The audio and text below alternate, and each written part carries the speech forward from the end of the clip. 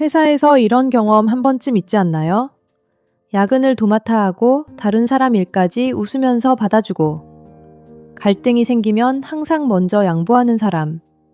그 사람은 당신일 수도 있습니다. 그런데 승진 명단이 나옵니다. 거기에 당신의 이름은 없습니다. 대신 승진한 사람은 회의 때 자기 의견을 강하게 밀어붙이고 부탁은 잘 거절하고 때로는 좀 이기적으로 보이기까지 했던 그 사람입니다. 속으로 이런 생각이 듭니다.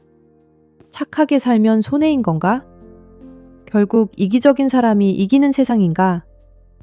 오늘은 그 질문에 대해 이야기하려 합니다. 결론부터 말씀드리면 착한 게 손해인 게 아닙니다. 착함의 구조에 함정이 있는 겁니다.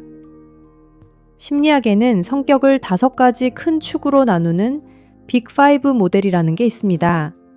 그 중 하나가 어그리브니스, 우호성입니다.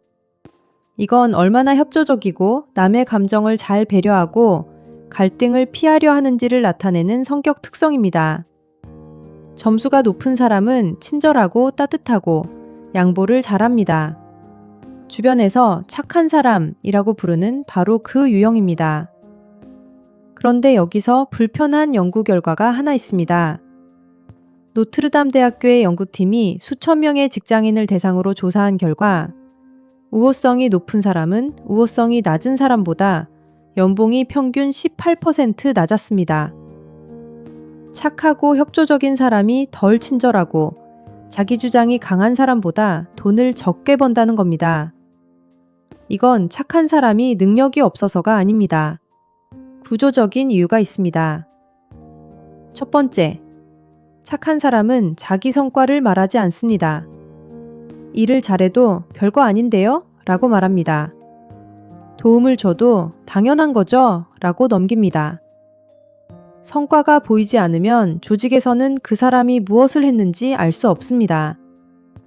반면 자기 주장이 강한 사람은 같은 성과를 내고도 그것을 명확하게 드러냅니다. 이건 자랑이 아니라 조직에서의 가시성입니다. 보이지 않는 노력은 안타깝지만 평가받지 못합니다. 두 번째, 착한 사람은 거절을 못합니다. 누가 부탁하면 네,가 먼저 나옵니다. 자기 업무가 산더미인데도 남의 일을 떠안습니다. 이건 친절이 아니라 자기 시간과 에너지의 경계가 없는 상태입니다. 경계가 없으면 사람들은 무의식적으로 그 사람의 시간을 가볍게 여기기 시작합니다. 저 사람한테 맡기면 되지. 이 말이 반복될수록 당신의 업무량은 늘어나지만 당신의 존재감은 줄어듭니다. 세 번째, 착한 사람은 갈등을 피합니다. 회의에서 다른 의견이 있어도 분위기를 깨고 싶지 않아서 삼킵니다. 부당한 대우를 받아도 관계가 틀어질까봐 참습니다. 그런데 조직에서 갈등을 피하는 건 평화를 지키는 게 아니라 자기 입장을 포기하는 겁니다. 입장이 없는 사람에게는 주도권도 오지 않습니다. 여기까지 들으면 이런 생각이 들 수 있습니다. 그러면 이기적으로 살아야 하는 건가? 나쁜 사람이 되어야 성공하는 건가? 그렇지 않습니다. 와튼 경영대학원의 조직심리학자 애덤 그랜트는 흥미로운 연구를 했습니다. 직장인을 3유형으로 나눴습니다. 기버, 주는 사람, 테이커, 가져가는 사람, 매처, 주고받는 균형을 맞추는 사람. 결과가 놀라웠습니다. 조직에서 성과가 가장 낮은 사람도 기버였지만 성과가 가장 높은 사람도 기버였습니다. 같은 착한 사람인데 바닥에도 있고 꼭대기에도 있는 겁니다. 차이가 뭘까요?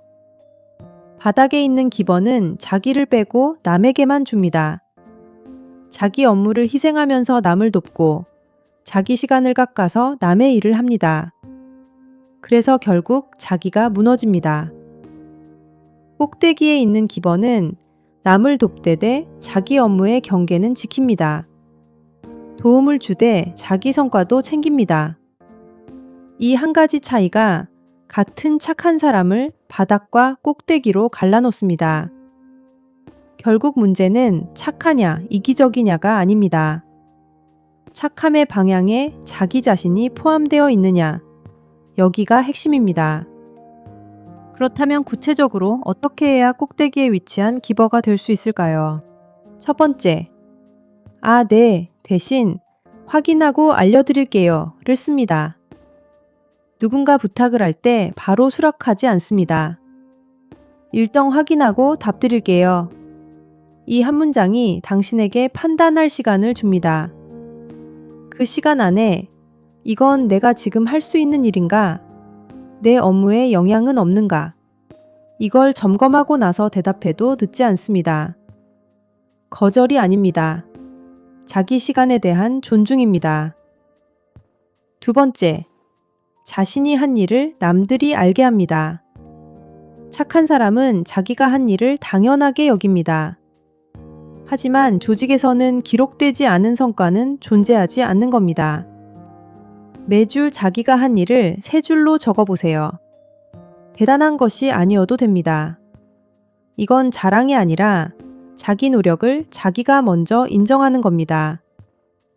그 기록이 쌓이면 평가 시즌에 당신은 말할 수 있습니다. 나는 이만큼 했습니다.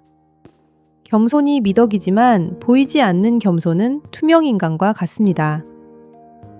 세 번째, 관계의 에너지를 효율적으로 씁니다. 착한 사람은 가까운 사람에게는 100을 주고 모르는 사람에게도 80을 줍니다. 에너지 배분에 차이가 없습니다. 그래서 정작 소중한 관계에서 에너지가 바닥납니다. 모든 사람에게 같은 온도로 대할 필요 없습니다. 가까운 사람에게는 따뜻하게, 그렇지 않은 사람에게는 정중하되 적당히. 이 조절이 당신의 에너지를 지켜줍니다. 착함은 무한하지 않은 유한한 자원입니다. 유한한 자원은 방향을 정해서 계획적으로 써야 합니다.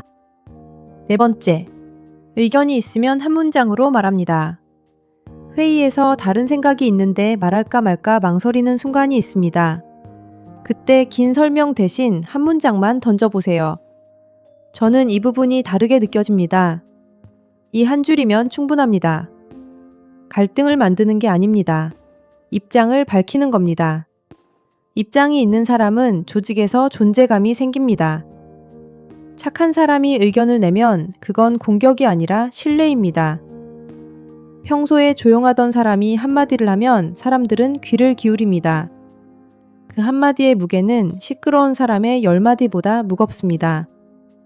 여기서 분명히 해두겠습니다. 착한 사람이 변해야 한다는 말이 아닙니다. 당신의 따뜻함은 그대로 두세요. 다만 그 따뜻함의 방향에 당신 자신도 포함시키라는 말입니다.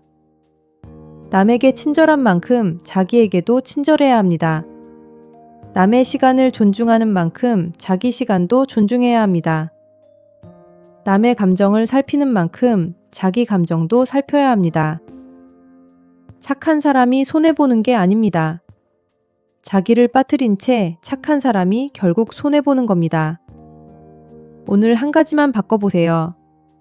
누군가 부탁을 했을 때 바로 대답하지 말고 확인하고 답드릴게요를 한 번만 말해보세요. 그 한 문장이 당신의 시간에 울타리를 만들어줍니다. 그리고 그 울타리 안에서 당신은 비로소 자기 자신에게도 착한 사람이 될 수 있습니다. 댓글로 당신이 직장에서 착해서 손해봤다고 느낀 순간을 남겨주세요. 비슷한 경험을 한 누군가에게 그 한 줄이 나만 그런 게 아니었구나 라는 위로가 됩니다. 당신의 착함은 잘못이 아닙니다. 이 세상에 따뜻한 사람이 있다는 건 그 자체로 귀한 일입니다. 다만 그 따뜻함을 남에게만 쏟다가 정작 자신에게는 차가운 사람으로 남지 마세요. 당신이 세상에서 가장 먼저 챙겨야 할 사람은 다른 누구도 아닌 바로 당신 자신입니다. 자신에게 착한 사람이 결국 남들에게도 오래도록 착한 사람으로 남습니다. 좋아요와 구독은 이런 이야기가 더 많은 분들에게 닿는 데 도움이 됩니다. 감사합니다.